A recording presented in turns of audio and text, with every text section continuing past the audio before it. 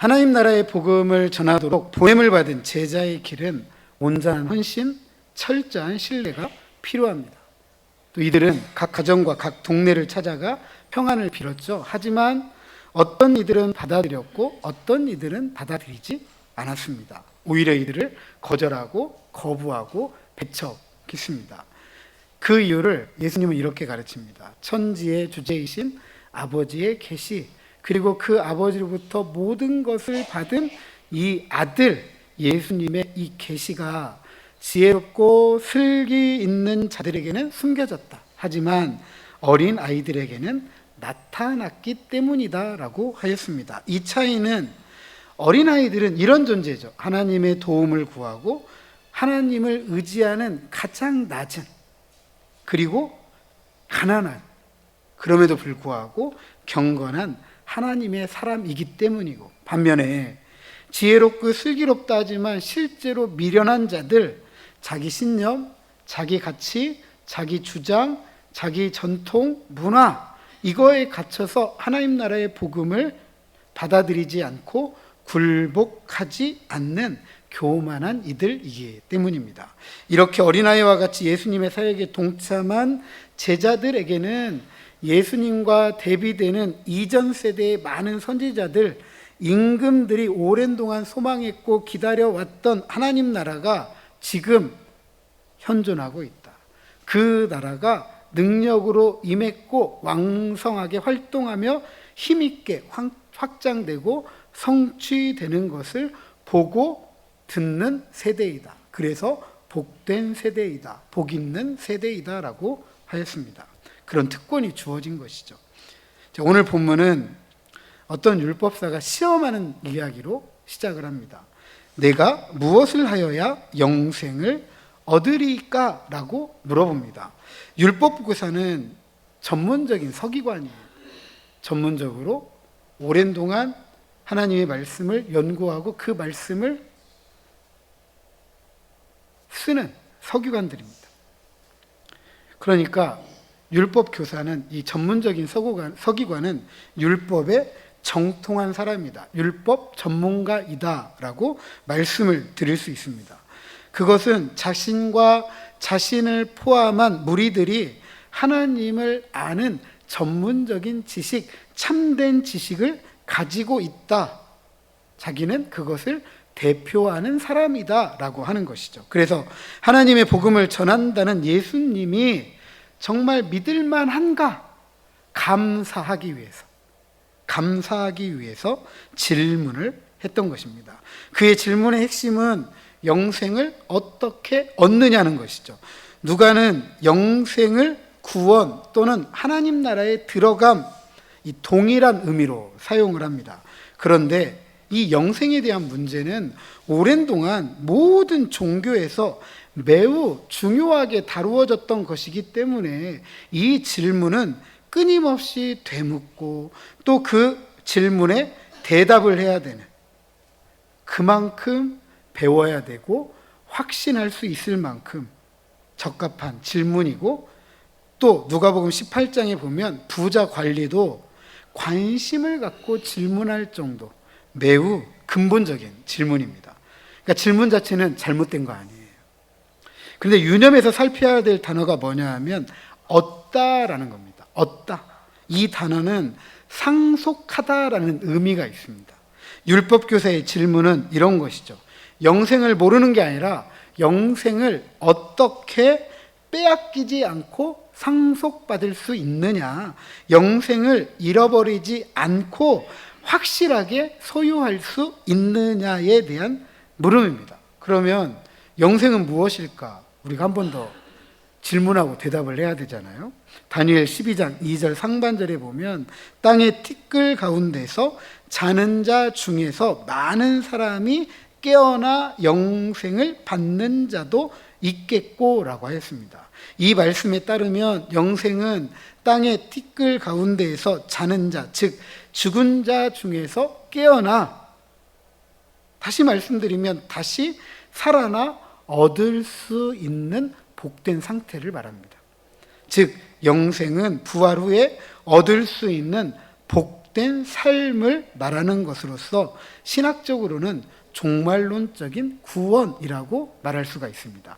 이게 예수님께서 율법교사의 전공에 맞게 그러면 율법에는 뭐라고 쓰여 있더냐, 기록되었느냐라고 되묻습니다. 율법교사야 전공자답게 이렇게 대답을 합니다. 27절 같이 한번 읽어보죠. 시작. 내 마음을 다하여 목숨을 다하며 힘을 다하며 뜻을 다하며 주 너희 하나님을 사랑하고 또한 내 이웃을 내 자신같이 사랑하라 하였나이다. 아멘. 율법교사는 신명기 6장 5절 그리고 레위기 19장 18절의 일부를 인용하면서 하나님 사랑, 이웃 사랑, 사랑의 이중계명을 마음과 목숨과 힘과 뜻, 즉 온 인격을 담아서 지키면 부활의 날에 잃어버리지 않는 영생을 소유할 수 있다라고 가르치셨습니다. 이처럼 예수님은 성경이 우리의 모든 신앙, 우리의 모든 삶의 최종적인 권위를 갖는다라고 가르치신 것입니다. 하나님의 말씀이 그렇게 이야기하면 그게 옳고 맞은 거야. 이렇게 이야기를 하는 거죠. 예수님은 이 최종적인 권위가 옳다, 이를 행하면 살리라 라고 하였습니다. 특별히 행하다 라고 번역된 이 헬라어의 의미는 현재 명령형이에요. 그러니까 계속해서 이렇게 행하면 산다는 거예요. 이렇게 행하라는 거예요. 그런데 믿음으로 구원받는다라고 굳게 믿고 있는 우리에게 율법을 행하면 구원받는다라고 가르치시는 이 예수님의 말씀이 조금 불편하게, 전혀 불편하지 않으시는군요. 네. 조금 아시는 분들은 좀 불편하게 느끼실 텐데 불편할 수도 있을 것입니다. 왜냐하면 율법으로, 행위로 구원을 받지 않기 때문이죠. 그런데 고대에는 믿음이라는 이 단어가 오늘 우리가 쓰고 있는 것처럼 지적인 동의, 심리적인 동의뿐만 아니라 실천적인 동의를 포함하고 있습니다. 다시 말씀드리면 믿는다라는 것은 알고 행한다는 거예요. 믿는다라는 것은 지식과 실천이 함께 간다는 거예요. 다시 말씀드리면 믿으니까 행하는 것이고 행하는 것은 믿으니까 하는 거예요. 그러니까 믿음과 행함이라는 것이 따로 떨어져 있지 않다는 거죠. 이를 바울은 갈라디아 5장 6절에 사랑으로 역사하는 믿음이라고 하였습니다. 야고보는 행함이 없는 믿음은 죽은 믿음이라고 했죠. 예수님이 이렇게 잘 알고 있는 율법교사에게 네가 말씀을 읽고 아는 것으로 만족하지 않고 참된 삶의 진리로 그것을 받아들이고 마음, 목숨, 힘, 뜻을 다해서 그것을 살아가도록 도전하고 있는 것입니다. 다시 말해서 한 인격을 다해 하나님을 사랑하는 것처럼 내 이웃도 그렇게 사랑하라. 여기에는 아무런 구별이 없습니다. 그런데 질문을 통해 예수님을 시험하고자 했던 이 율법교사가 다시 자신을 옳게 보이려고 자신의 우월감을 정당화하려고 예수님께 되묻습니다. 29절 하반절. 그러면 내 이웃이 누구입니까? 일반적으로 율법교사는 이런 사랑을 오직 언약 백성에게만 국한되어야 한다라고 가르쳤습니다. 그리고 이런 가르침을 들었던 유대인들조차도 이 가르침, 오직 언약 백성만이 우리의 이웃이다라고 이렇게 생각을 하며 그렇게 살았습니다. 이런 율법교사의 인식은 자신이 하나님 사랑, 이웃 사랑이라는 말씀 안에 이런 생각한 거죠. 나는 언약 백성들에게 충분히 그렇게 했어. 나 잘 살았어. 나 괜찮아. 그래서 복된 삶, 영생을 보장받을 수 있는 정도는 돼. 영생 잃어버리지 않아. 이렇게 생각했던 것이죠. 그러니까 그러기에 더 이상 이 율법교사에게 이웃은 있어요, 없어요? 이웃이 없죠. 나 그만큼 잘 살아왔는데 이웃이 더 필요할 이유가 없는 거죠. 그래서 예수님께서 한 비유를 가르치십니다. 선한 사마리아인의 비유이죠. 해발 약 한 7, 800m 되는 예루살렘에서 해발 약 마이너스 250m 되는 여리고까지, 그러니까 고저가 약 1000m 이상의 차이가 납니다. 이 내려가는 길이 굉장히 급경사예요. 사막 지형에 이 자갈 같은 거, 돌들이 참 많습니다. 오늘날에는 버스를 타고 올라가니까 그렇게 어렵지 않은 길이지만 버스를 타고 올라가도 상당히 경사가 있다라고 느껴질 만큼 예루살렘까지 오르고 여리고로 내려가는 길은 굉장히 급경사예요. 이 길을 한 옛날 길로 따지면 약 27km 되거든요. 아둠밈 비탈이라고 합니다. 그런데 이 길에는 강도들이 많았어요. 이 주변에 동굴도 많고 강도들이 많았습니다. 왜냐하면 예루살렘 성지순례를 하게 되면 보편적으로 사마리아 길을 선택하지 않고 요단강, 이 동편에 있는 이 길, 서편에 있는 이 여리고로 내려오는 길을 와서 예루살렘으로 올라가기 때문에 이 길은 여행자들이 선택할 수 있는 유일한 길일 뿐만 아니라 이 길에 강도로 숨어 있고 그 여행자들을 공격하게 되면 얻을 수 있는 게 많기 때문에 항상 강도들이 많았던 곳이에요. 그러니까 굉장히 위험하다, 악명 높은 곳이죠. 그곳을 어떤 사람이 내려갔다. 그러니까 예루살렘에서 여리고로 내려갔던 거예요. 강도를 만납니다. 옷이 벗겨지고 맞았고 그래서 거의 죽게 되었습니다. 이 사람의 목숨이 경각에 달려 있잖아요. 만약 이 사람이 율법교사라고 한다면 우리가 한번 그렇게 생각을 해보시죠. 이 사람이 율법교사이다. 때마침 제사장이 그 길로 내려갑니다. 그런데 보고 피하고 지나갑니다. 또 한 레위인이 그곳에 이르렀는데 제사장과 같이 똑같이 보고 피해서 지나가 버려요. 목숨이 경각에 달린 이 사람에게 때마침 그곳을 지나가던 제사장 레위인을 만난 것은 어떤 마음이었을까요? 내 이웃은 언약 백성 유대인이잖아요. 유대인 중에 어떤 사람들이 지금 성전에서 일을 하는 사람들, 성전의 최고위 관리들, 레위인은 그런 제사장을 돕는 일을 맡은 사람들이잖아요. 성전이 어떤 곳이죠? 하나님의 집, 하나님의 입에서 거룩한 일을 한다는 이런 사람들, 하나님의 말씀을 잘 아는 이 사람들이 자기 유대민족, 율법교사가 강도 만나 죽게 생겼는데 지나가면 돼요, 안 돼요?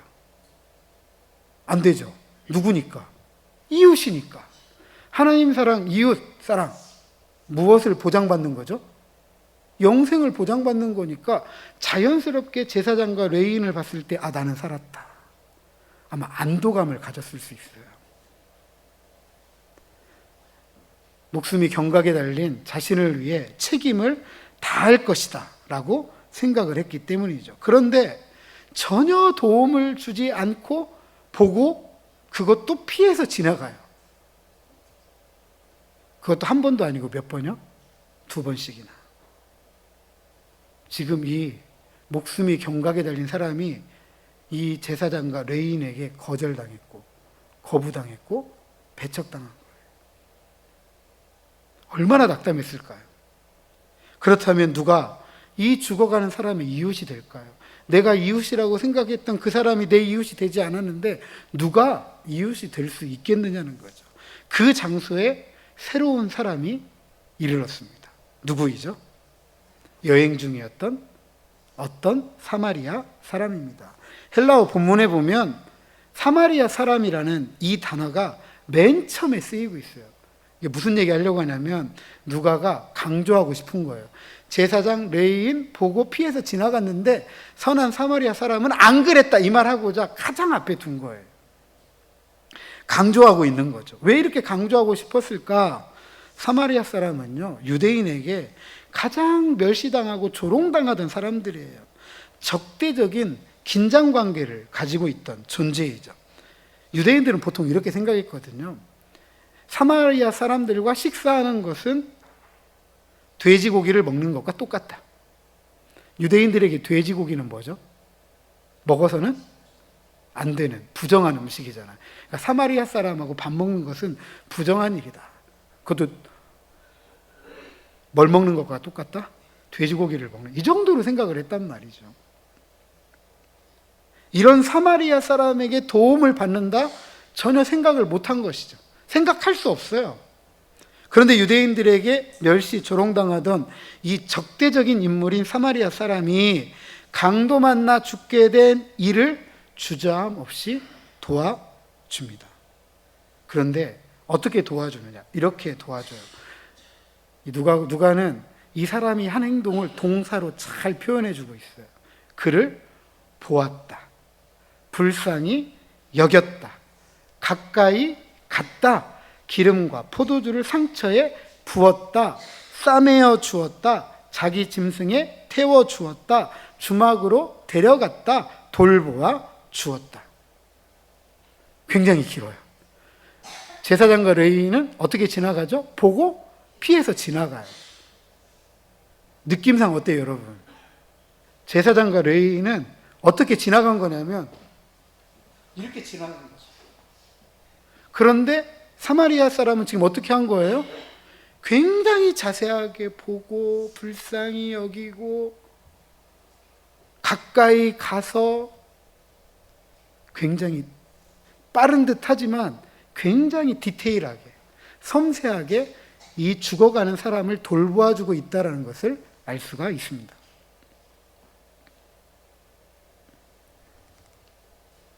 그런데 사마리아인의 이 도움은 여기에서 멈추지 않아요. 그날 밤 같이 있었던 것 같아요. 그리고 이튿날 주막을 떠나면서 그 주막 주인에게 데나리온 2를 주게 됩니다. 데나리온은 일일 노동자가 하루 나가서 벌 수 있는 하루 싹시예요. 그러니까 데나리온 2는 이틀치 싹을 주막 주인에게 준 것입니다. 이틀치 품삯을 내어주면서 말하는 거죠. 이 사람을 잘 돌보아 주어라. 잘 돌보아 주어라.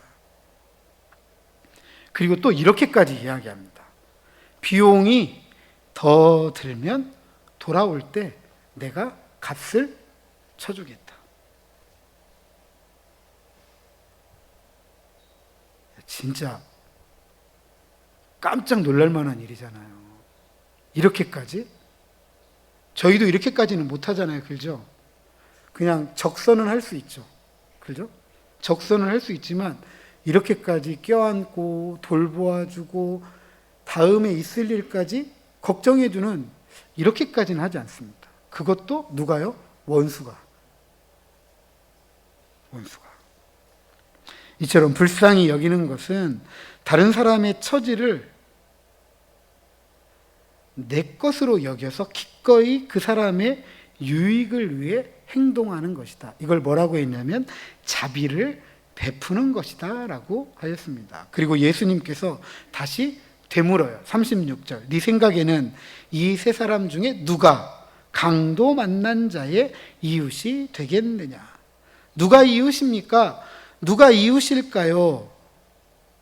이웃은 지역적, 민족적, 종교적, 문화적, 전통적, 사회적, 경제적, 국가적 어떤 이유로 맺어지는 것이 아니라는 거죠. 이웃은 불쌍히 여기느냐, 자비를 베푸느냐라고 정해지는 것입니다. 그렇다면 우리가 이웃을 제한하려고 하는 모든 시도는 하면 안 되는 것이죠. 이런 시도는 결국 이웃에 대한 책임, 이웃의 역할을 제한하게 됩니다. 그렇잖아요. 분단에 대한 이야기를 했지만 실향민들은 오늘도 잃어버린 고향을 생각합니다. 그래서 언젠가 이루어질 통일을 기대하고 하루하루를 버티며 살아가요. 근데 우리 저 뒤에 있는 저희 막내 아이는 통일을 왜 해야 되느냐라고 물어요. 통일을 왜 해야 되느냐? 충분히 그럴 만도 해요. 왜냐하면 북한에 대한 인식이 그렇게 많지가 않아요. 그죠? 그리고 북한에 대한 인식은 뭐만 있느냐? 맨날 핵무기 만들고, 위협하고, 미사일 쏘고, 이런 것만 남는 거죠. 그러면 그런 북한을 우리가 도울 이유가 없는 거죠. 왜? 충분히 이해가 됩니다. 이렇게 나누다 보면 북한에 대한 책임질 필요가 있어요, 없어요? 아니죠. 책임질 필요가 없죠. 너 따로 살고 우리 따로 살면 되는 거죠. 그러니까 이웃을 제한하게 되면 이웃의 책임도 이렇게 제한하게 되는 겁니다.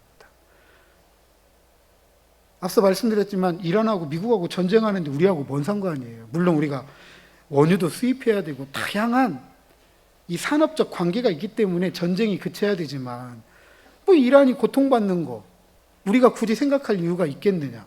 가자지구가 저렇게 전쟁의 상흔을 입고 사람들이 눈물 짓고 삶의 자리를 잃어버리고 고통 중에 살아가는 것 우리하고 뭔 상관이고, 우크라이나가 저렇게 오랜 동안 전쟁하는 것 우리하고 뭔 상관이냐 하면 상관이 없을 수도 있는 거죠.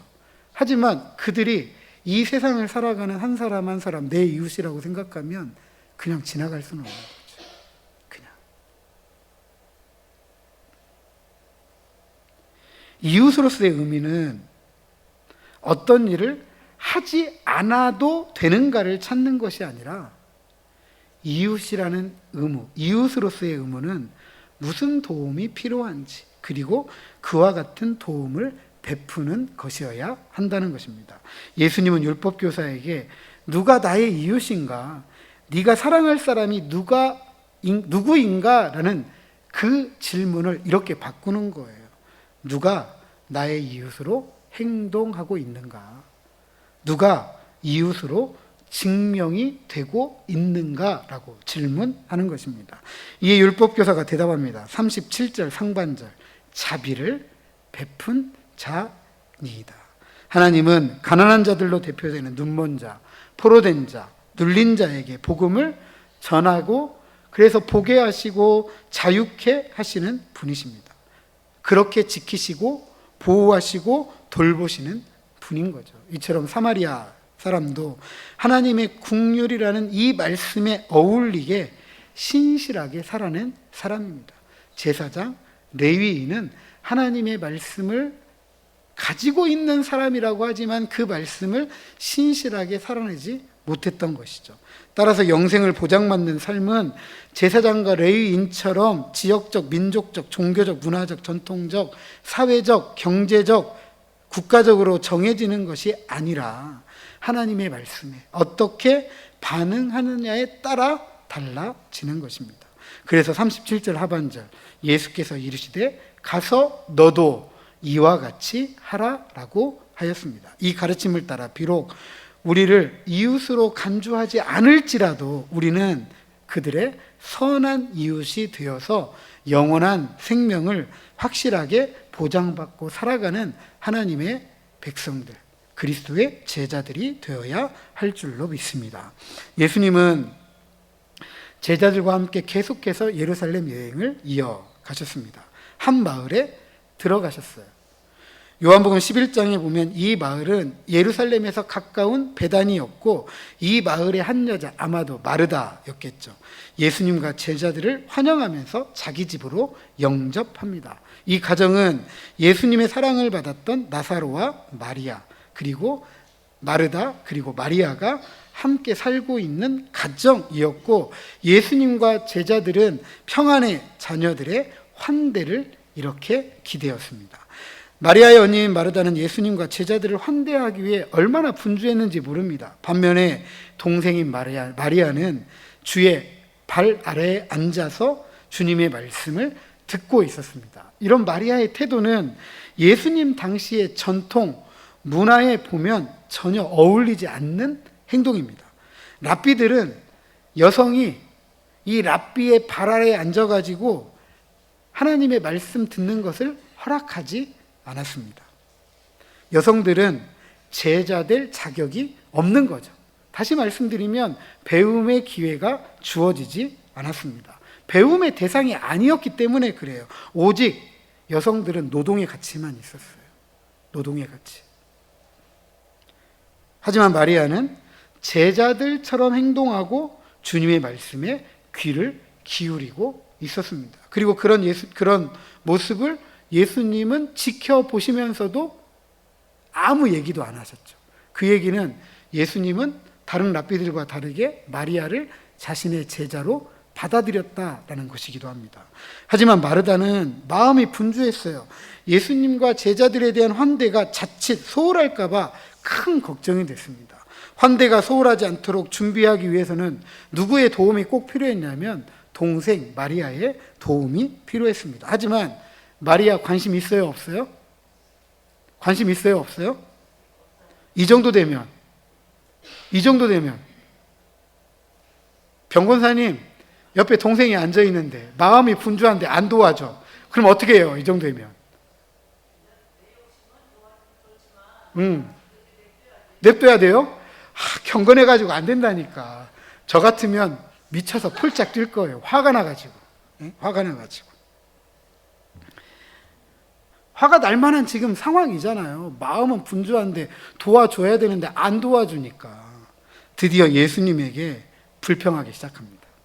40절 하반절, 예수께 나아가 이르되 주여 내 동생이 나 혼자 일하게 두는 것을 생각하지 아니하시나이까. 그를 명하사 나를 도와주라 하소서. 마르다는 예수님과 제자들이 자기가 존경하는 이들이었고 그래서 관심이 갖고 신경이 쓰였습니다. 그들을 잘 섬기기 위해 반드시 동생 마리아의 도움이 필요했어요. 마르다의 환대에서 비롯된 이 분주한 마음, 자연스러운 거죠.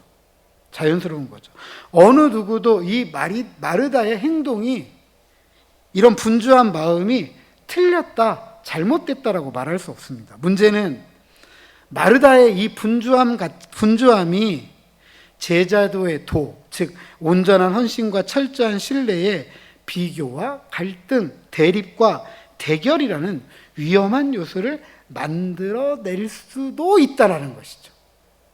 환대의 섬김을 위한 마르다의 이 선한 의도에도 불구하고 제자로서의 진정한 삶을 잊어버리고 불평하고 만 거예요. 이 불평에는 이런 불평이 포함되어져 있습니다. 예수님에 대한 불평이에요. 예수님, 지금 어떤 상황인지 분별이 안 되세요? 지금 예수님 섬기기 위해서 이렇게 바쁜데 이 바쁜 게 지금 보이지 않으세요? 라고 물어보는 거예요.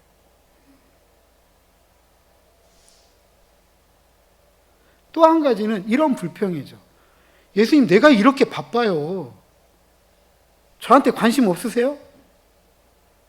왜 저한테 관심을 안 두세요? 이런 불평이죠.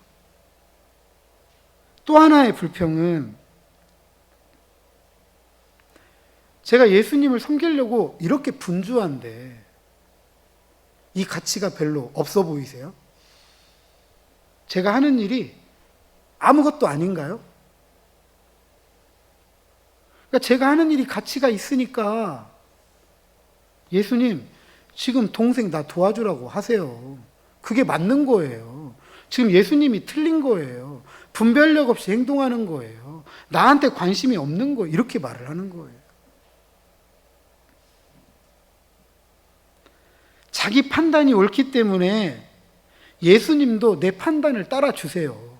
내가 지금 옳으니까. 나를 지지해 주세요. 저를 따라와 주셔야 돼요. 라고 주장을 하는 거예요. 이런 태도, 온전한 헌신, 철저한 신뢰에 어울려요, 안 어울려요? 온전한 헌신과 철저한 신뢰는 왜 필요한 거죠? 누구를 따라가기 위한 것이죠? 주님을 따라가기 위한 것인데 지금 마르다는 누구를 따라오라고 이야기하죠? 주님에게 나 따라오라고 이야기하는 거죠. 그 예수님께서 이렇게 가르치는 거예요. 41절, 42절 같이 읽어봅니다. 시작.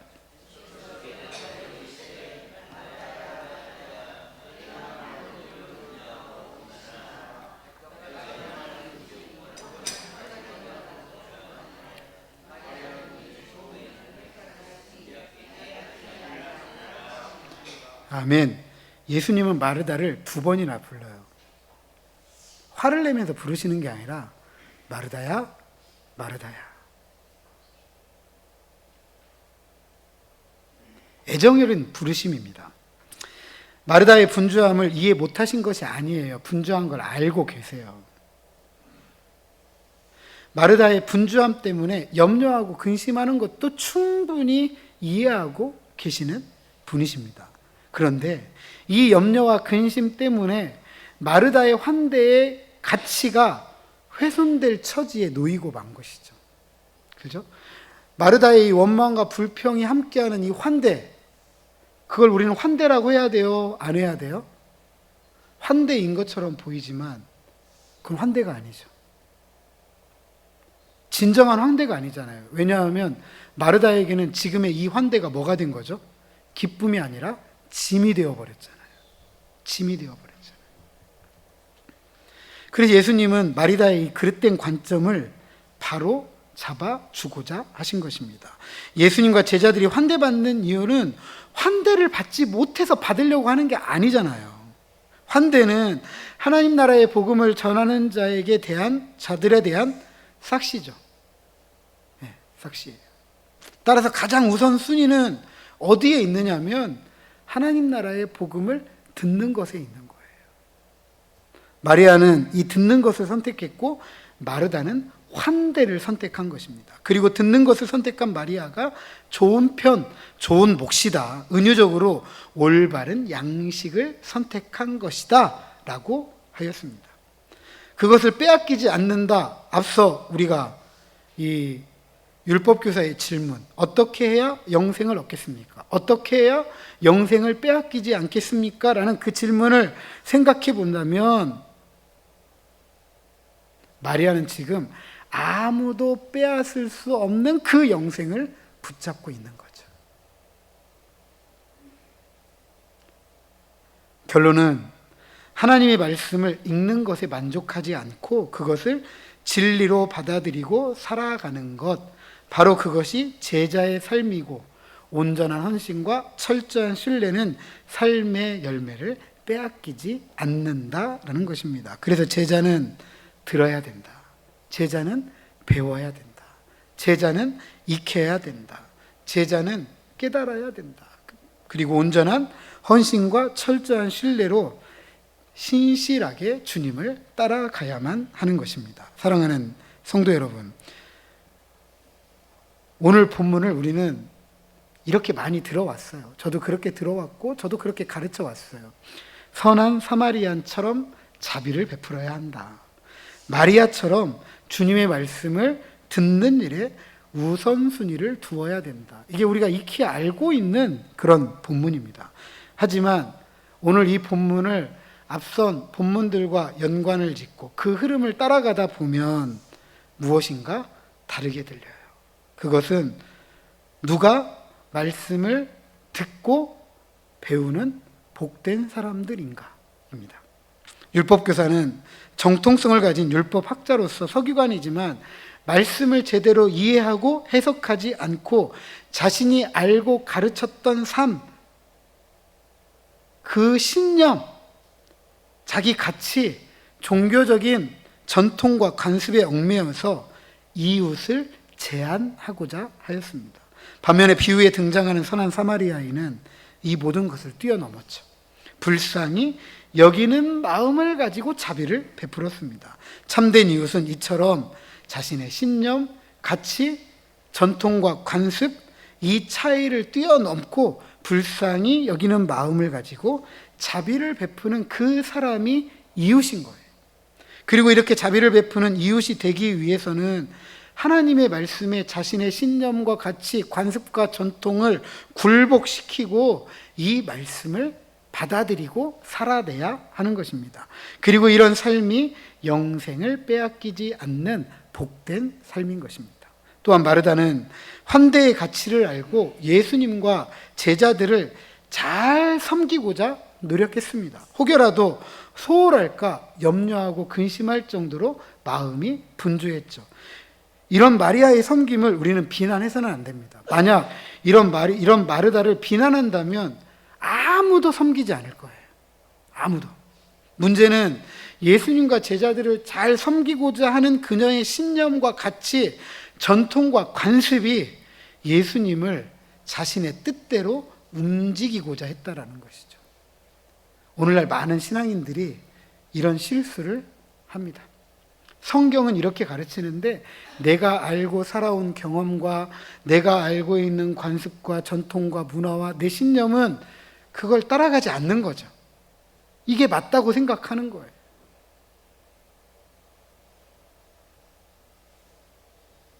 하지만 예수님은 이렇게 가르칩니다.